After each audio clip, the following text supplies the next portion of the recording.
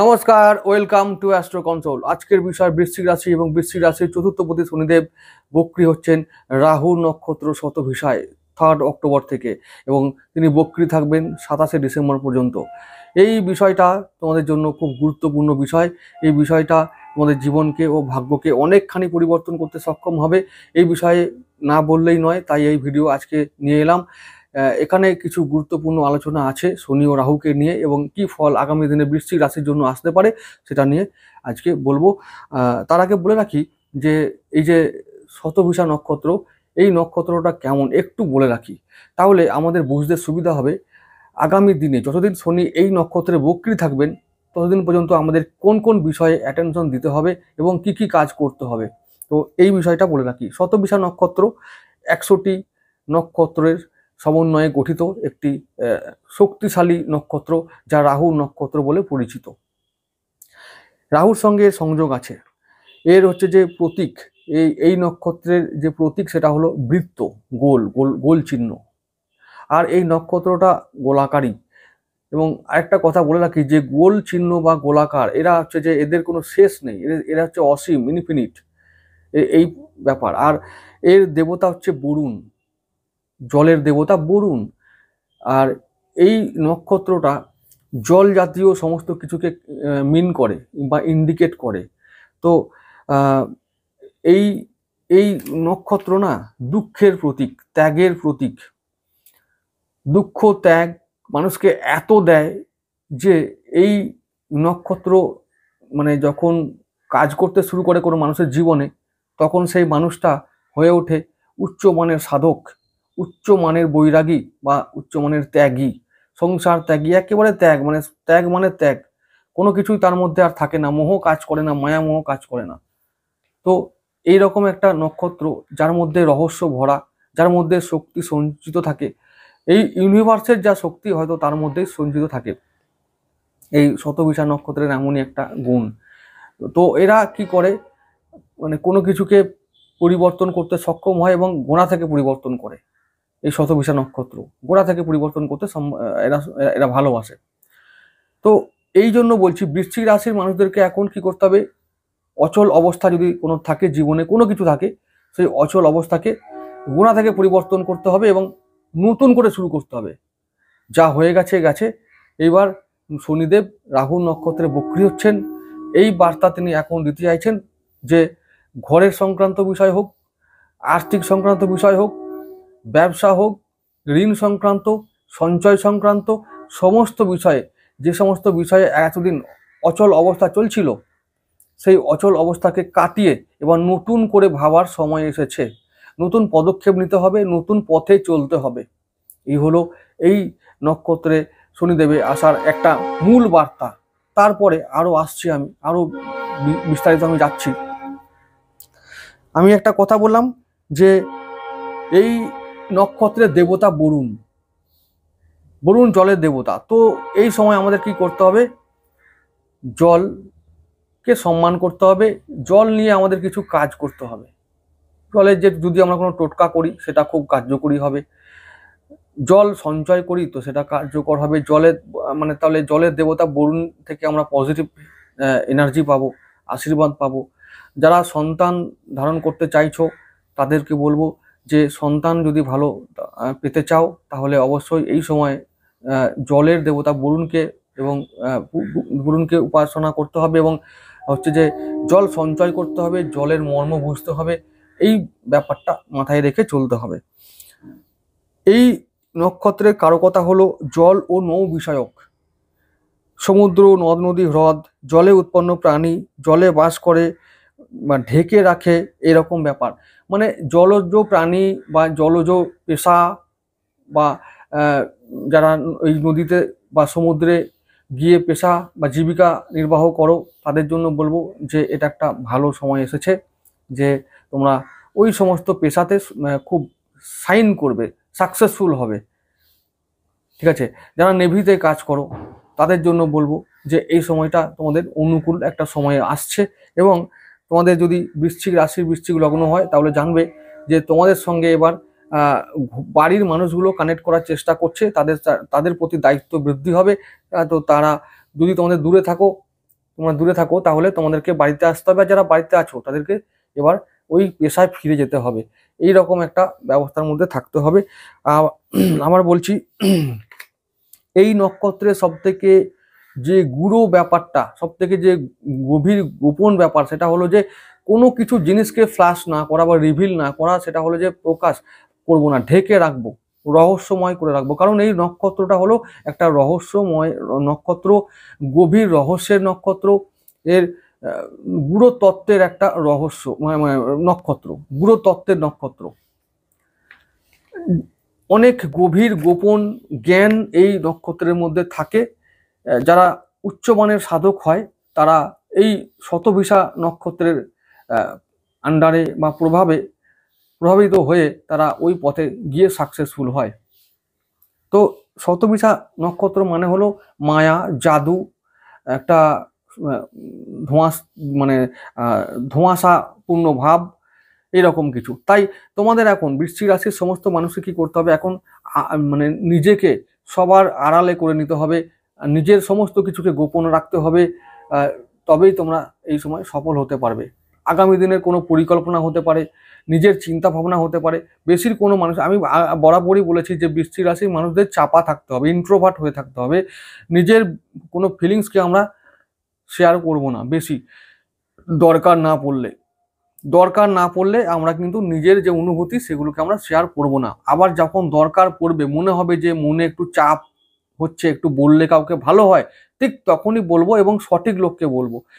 অন্য সময় আমরা এসব নিয়ে আলোচনা করব না। আমি নিজে কি, আমি কাউকে দেখাবো না, জানাবো না। এটাই হলো এই নক্ষত্রের বৈশিষ্ট্য, এবং এইভাবেই এখন এই বৃশ্চিক রাশির মানুষদের চলতে হবে, আজীবনকাল চললে আরো ভালো হবে। তো কর্মপতি বলছি, চতুর্থপতি ও তৃতীয়পতি শনিদেব এই নক্ষত্রে যাচ্ছেন, বক্রী হচ্ছেন। তো আমি বলেছি যে কোনো গ্রহ যখন বক্রী হয় তো সেই গ্রহটা ঠিক আগের ঘরের ফল দেয়, এবং যেখানে দৃষ্টি রাখে ঠিক তার আগের ঘরেও দৃষ্টি এখন দিয়ে থাকে। তাহলে কি হবে, শনি এখন এই বক্রী অবস্থায় থেকে কোন কোন ভাবে দৃষ্টি রাখছেন এটা আমরা একটু দেখে নিই।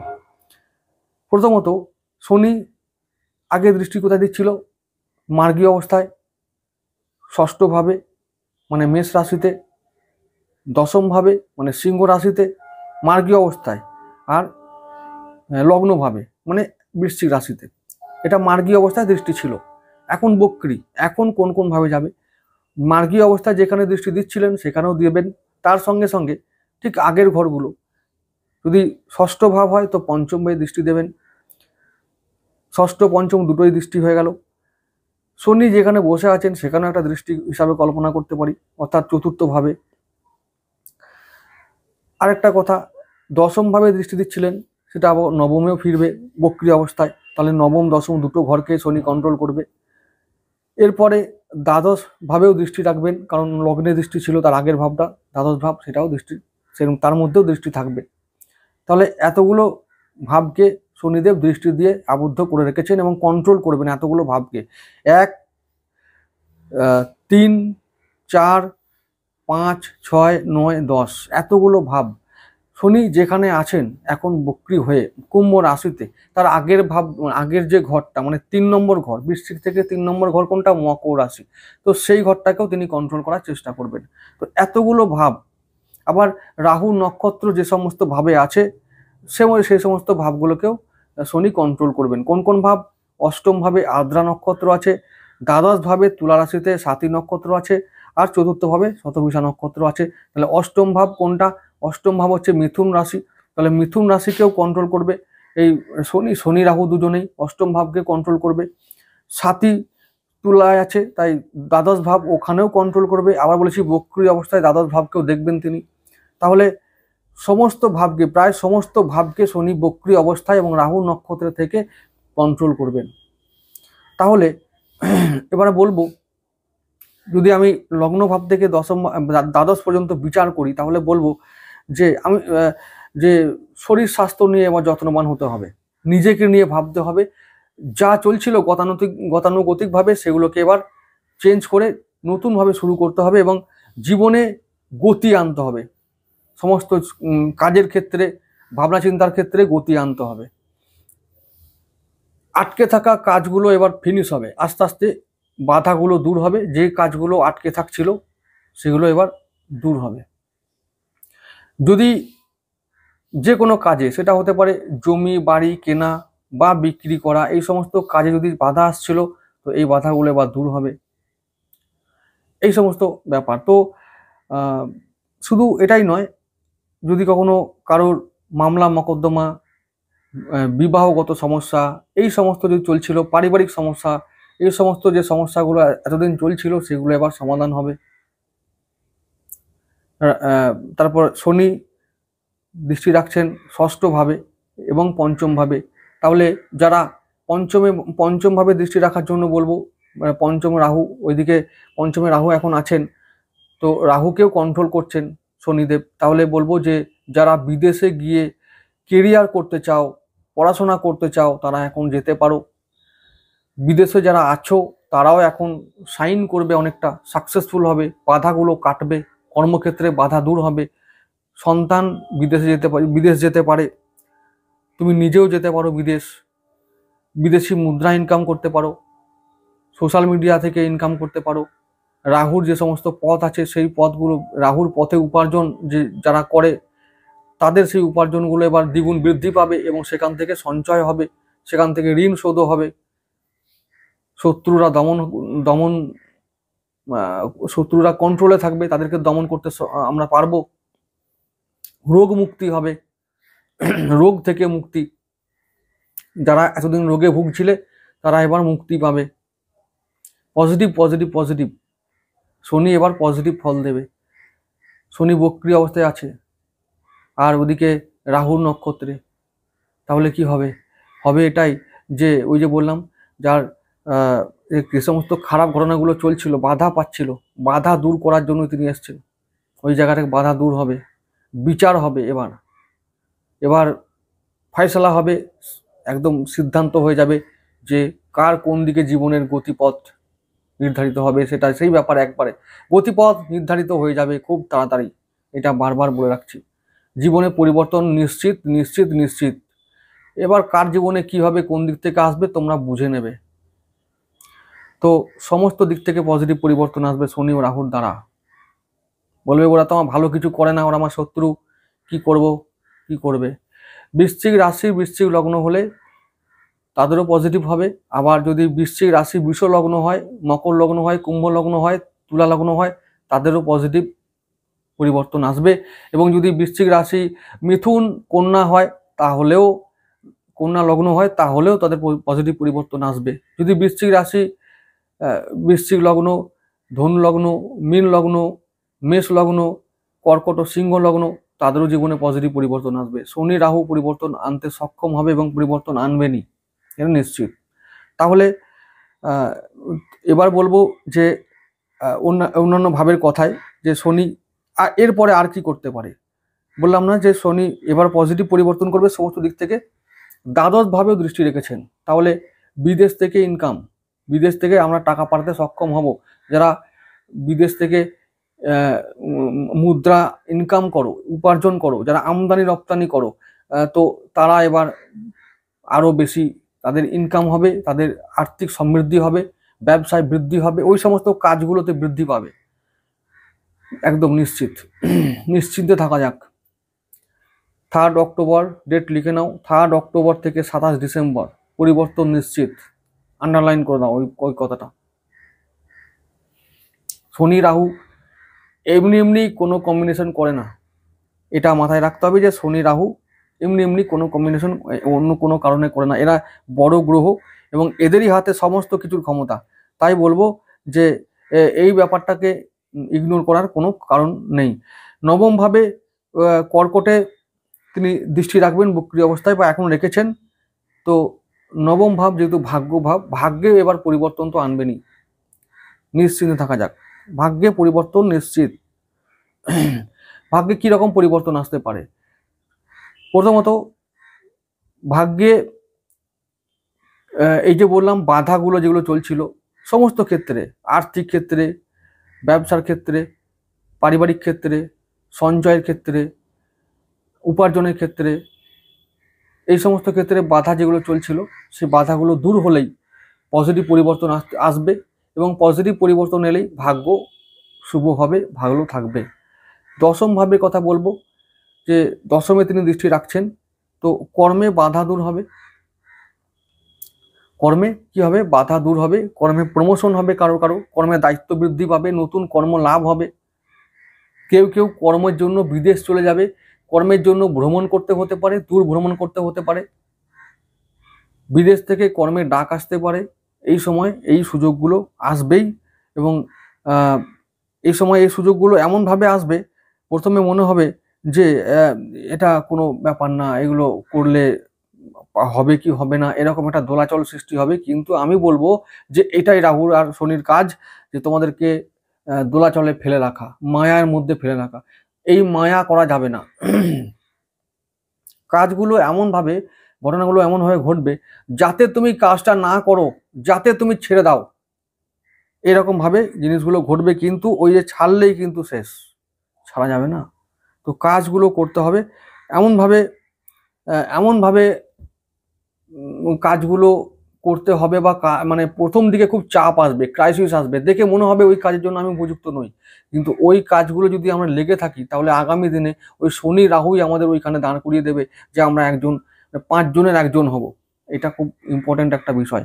আবার চলে যাচ্ছি আমরা থার্ড হাউসের কথায়। থার্ড হাউসে শনি ফল দেবেন, বক্রী আছেন ওখানে। তো ওই যে ঘরে আমি বলেছি বক্রী থাকেন, তার আগের ঘরেও তিনি ফল দেন। থার্ড হাউসটা খুব ইম্পর্টেন্ট। এটা হচ্ছে ভাই বোন, আত্মীয় স্বজন এবং পাড়া প্রতিবেশীর একটা ঘর, এবং আমার নিজস্ব প্রচেষ্টা এবং বাহুবলের ঘর। তাহলে আমি এতদিন যে প্রচেষ্টা চালাচ্ছিলাম সমস্ত কাজে, যদি বাধা আসছিল, তো সেই বাধাগুলো এবার দূর হবে। আমার চেষ্টাটা এবার সফল হবে। আমার যে যে কাজে আমি থাকি, তো সেই বাধাগুলো, সেই কাজের বাধাগুলো দূর হবে। পাশের এই লোকগুলো, এই যে আত্মীয় স্বজন রূপে যারা আমাদের শত্রু রূপে কাজ করে, তারা এবার বন্ধু হওয়ার চেষ্টা করবে। তারা আমাদের সমর্থনে আসবে, এবং আমাদের মানে আটকে থাকা কাজগুলো তারাও মানে শেষ করতে বা উদ্ধার করতে তারা সাহায্য করবে। অনেক কিছু পরিষ্কার হয়ে যাবে। অনেক মানুষ মানে কার মুখে মুখোশ আছে আর কার মুখে মুখোশ নেই, এই ব্যাপারটা অনেক মানুষের কাছে পরিষ্কার হয়ে যাবে। অর্থাৎ মুখোশ থাকলে খুলে যাবে, তোমরা অনেক চমৎকার করতে পারবে। সত্যি এইটা সম্ভব হবে যদি বিদ্যা, বুদ্ধি, যোগ্যতা, শিক্ষা সমস্তকে কাজে লাগানো যায়। চোখ কান খুলে রেখে যদি আমাদের লক্ষ্যে স্থির থাকা যায়, তাহলে এই কটা দিনে আমরা বহু কিছু করতে সক্ষম হব। তাহলে 1, 3, 4, 5, 6, 9, 10 এই কটা ভাবের আমি ফল বলে দিলাম। এরপরে আসছি অষ্টম ভাব। অষ্টম ভাবে রাহুর একটা নক্ষত্র আছে যার নাম আদ্রা। এই আদ্রা নক্ষত্র, এটাও একটা সাংঘাতিক নক্ষত্র। সাংঘাতিক নক্ষত্র, রাহুর 3টে নক্ষত্র সাংঘাতিক। তো এই অষ্টমে এই নক্ষত্রটি পারে তোমাদের জীবনকে হঠাৎ করে পরিবর্তন করতে। বিশেষ করে রাহু এবং শনির যারা মিত্র লগ্ন, বিষ লগ্ন, মিথুন, কন্যা, তুলা, তো এই সমস্ত কুম্ভ, মকর, এদের নক্ষত্রগুলোর, বৃশ্চিক রাশি, এই সমস্ত লগ্নের মানুষেরা, এবং রাহু নক্ষত্রের, শনি নক্ষত্রের, শুক্রের নক্ষত্রের জাতক জাতিকারা, তোমরা নিশ্চিন্তে থাকো, এই ফল একদম হতে বাধ্য। এই ফল হবেই তোমাদের, পজিটিভ ফল এবং সঠিক ফল। আর বাকিদের জন্য, যারা রাহুর মিত্র নয়, তাদের জীবনে ক্রাইসিস আসবে, তারাও সক্ষম হবে, কিন্তু এরা আগে হবে, তারপর তোমাদের পালা হবে। কারণ প্রথমে আছে না, নিজের লোককে আগে সেবা দেব বা আগে ঠিক করব, তারপরে পরের লোককে। তোমাদেরও হবে। তো তোমাদের আবার তখন কেউ চিল্লাচিল্লি করবে, হচ্ছে না হচ্ছে না, আমার ওদের হয়ে গেল। হবে তো নিশ্চিত হবেই, এবং কারোর বেশি হবে, কারোর কম হবে। এখন জন্মছকটা ডিপেন্ড করবে, জন্মছকটা ঠিক করবে যে কতটা হবে, কখন হবে এবং কার হবে, এই হলো ব্যাপার। তো সেটা তো তোমরা জানোই, আমি নতুন করে কি বলবো। তো অষ্টম দ্বাদশ, দ্বাদশ ভাবে যদি, যেহেতু শনি দৃষ্টি এখন আছে বা থাকবে, তখন রাহু নক্ষত্রকে আরো কন্ট্রোল করবে শনিদেব।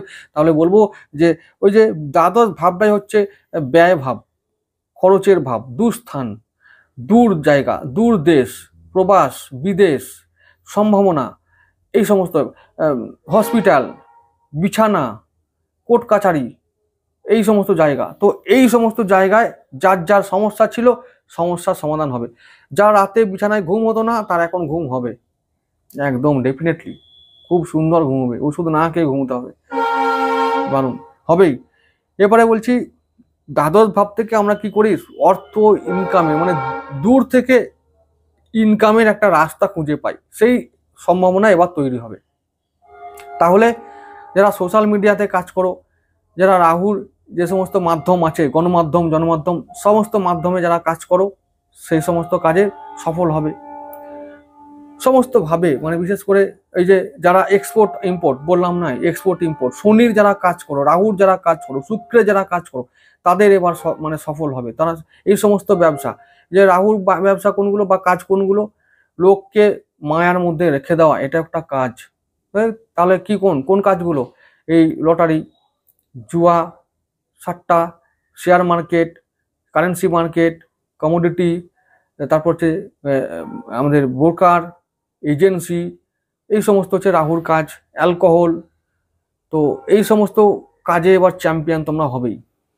তারপরে শনির কাজ, চামড়া, রাবার, লোহা, সিমেন্ট, বালি, পুরনো কোনো জিনিস, রত্ন, মাটির জিনিস, পেট্রোল, তেল, এই সমস্ত ক্ষেত্রে এবার, বা মিনারেলস, যারা খনিজ পদার্থ বিজনেস করো, তাদের জন্য ভালো ফল আসবে।